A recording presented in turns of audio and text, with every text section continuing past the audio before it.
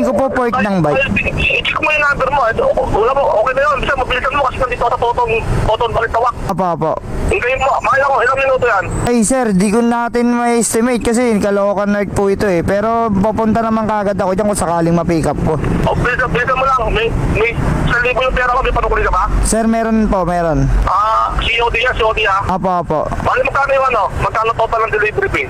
Teko lang pa, 160 yata. Kasama na yung at na 50. Apo, sir, apo. Bali ano, papatak siya ng 410 sir. Pero mga ilang minuto kaya yung mga 30 minutes? Eh sir, hindi ko nga po masisigurado kasi Caloocan North to sir.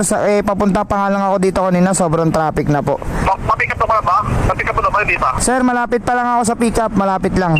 Sige, bisa mo na lang. Tawag-tawag na lang ako. Maghintay lang ako. Di ko nakapag ako sa harapan. Ay, aalis ka ba dyan sir? Kung sakali. Hindi kasi na-pick up ko na kasi yung dito sa kinuha ko sa photo na parts. Parang sayang kasi paalis na ako, papunta na ako Pasay. Pero hintay kita. Yantayin nyo naman po pala ako eh. Tag muna ako dito. Pero i-inform kita kung aalis ako. Kung kaya naman ng mga 30 minutes o 40 minutes, hindi kita rito. Alanganin kasi yan sir eh. Kakuha nyo na Hindi mabilisan. naman po basta wala pa kakabuti ng oras. Hindi nga po natin masisigurado sir, Caloocan North to. Di bali sana kung ano. Siya may sana malapit sa... Tandeparo to sir, sobrang traffic dito, tas puro truck. Hindi, kasi malapit pa sa Novaliches yan.